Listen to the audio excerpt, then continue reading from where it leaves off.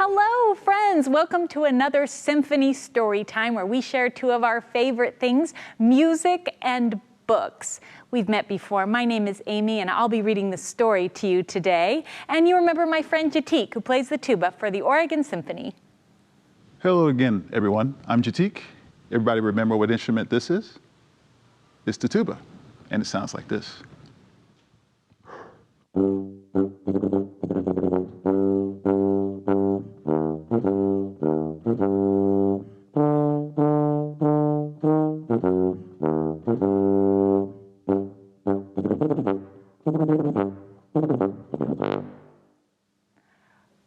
That was so fun. Did you recognize that? As Star Wars, right? That's right. Okay, tuba is going to be the perfect instrument for our book today. Froggy Plays in a Band, a story about a funny frog who learns to get over his mistakes. Are you ready to hear it? Ready to go. Okay. Froggy Plays in the Band by Jonathan London, illustrated by Frank Remkiewicz, published by Puffin Books.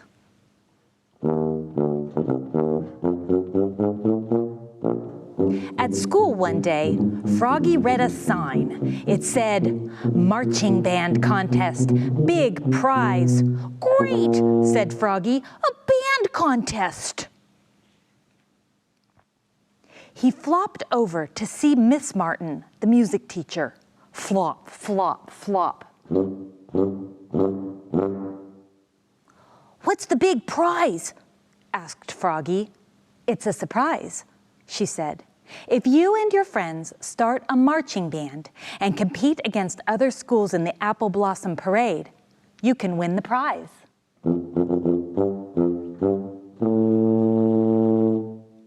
"What will I play?" wondered Froggy.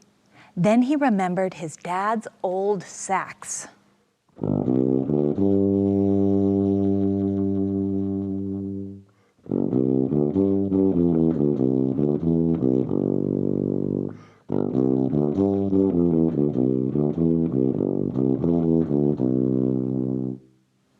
And after school, he flopped up to the attic. Flop, flop, flop. And started blowing his dad's horn. Honk. Bleep. Screech. "Froggy," called his dad. "What?" "Quiet, please. I'm on the phone." "I'm on the phone too," cried Froggy. "The saxophone." Honk. Next day, Froggy got his band together, and they practiced in his yard. Max on the drums. Kaboom! Leah on the triangle. Ting-a-ling. Emma on the recorder. Tweedledee. And Hannah, her twin, on the cymbals. Clash. "I want to join too," said Froggalina. "What do you play?" asked Froggy. "Nothing," she said, "but I can do this." And she twirled a baton, tossed it high into the air, and caught it behind her back. Ta-da!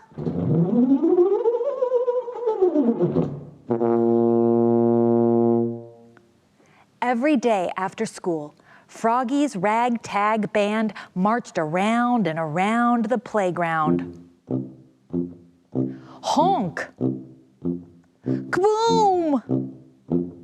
Ting-a-ling! Tweedledee! Clash!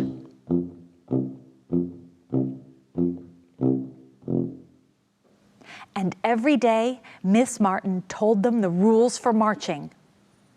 Don't look left, don't look right, and don't stop for anything. "What if you have to go to the bathroom?" asked Froggy. "Don't stop for anything," commanded Miss Martin, "or everybody behind you will crash into you." 3 weeks left. 2 weeks. 1.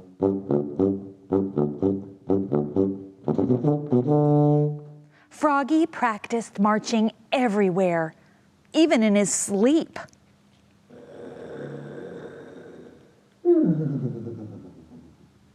At last, the big day came. The apple trees had burst into bloom, and the parade was ready to begin. Everybody was nervous, especially Froggy. Miss Martin said, "Now remember, don't look left, don't look right, and don't stop for anything." And the parade began. Being the youngest, Froggy's band marched in front, led by the majorette, the one and only Froggalina. "Froggy!" called his father. He was jumping up and down on the sidelines, but Froggy didn't look. "Froggy!" called his mother. She was aiming a camera. But Froggy didn't look. Cameras flashed. Clowns threw candy. And still Froggy marched, looking straight ahead. And here came the judges' stand. This was the big moment. Froggalina twirled her baton. She tossed it high into the air. And Froggy thought, "Don't look left. Don't look right." And bonk. Her baton hit him on the head and knocked him down. "Oops," cried Froggy, looking more red in the face than green. "Oof."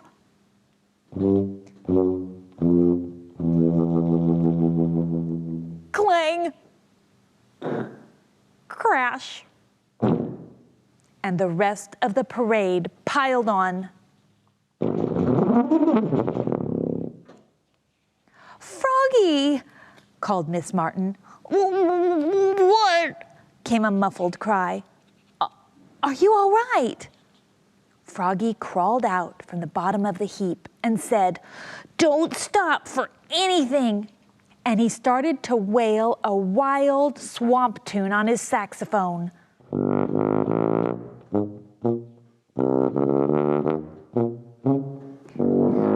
The rest of his band joined in, and everybody danced in the street. And when the judges' vote came in, Froggy's ragtag band had won a special award.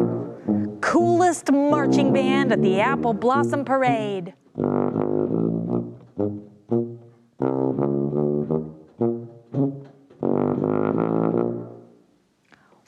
"What's the big prize?" asked Froggy. "This is," said Froggalina. And she gave him a big, juicy kiss smack on his cheek. Eek! Then the judges gave Froggy and his band the real prize, a big golden trophy in the shape of a saxophone. "Yes!" cried Froggy, and Froggy's ragtag band played one last time. Honk! Kaboom! Ting-a-ling! Tweedledee! Clash!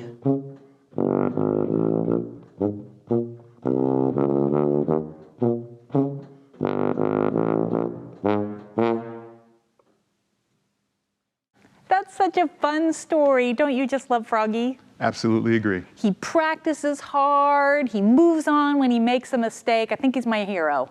Yeah. And I think the tuba is the perfect instrument to go with this story, don't you think? Agreed. Yeah. So will you show our friends more about the tuba and how you made the sounds that went along with our story? Happy to. So hello, friends, once again. Everybody remember what instrument family the tuba belongs to? That's right, the brass family. So to talk a little bit more about how we produce our sound as brass players, let's start at the beginning of the instrument, the smallest part, which is, of course, the mouthpiece.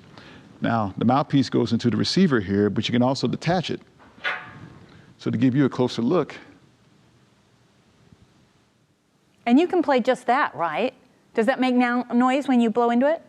It does. It's not as pretty, but it can.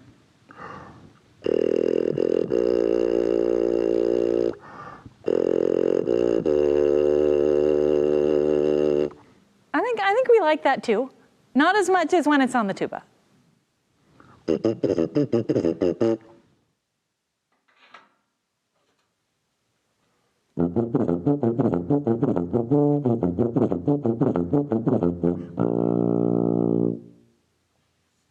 It's very cool. Thank you. Are you ready for some questions from our friends? Ready. Okay. This is from Aubrey. She's 5, and she has a joke. Uh-oh. Okay. How do you clean a tuba? Wait, I know you know this. Okay, I'm going to give you the punchline. You get to say it. Aubrey, I think because he plays the tuba, he's heard this joke a lot, but it never gets old. Go ahead. How do you clean a tuba? With a tube of toothpaste.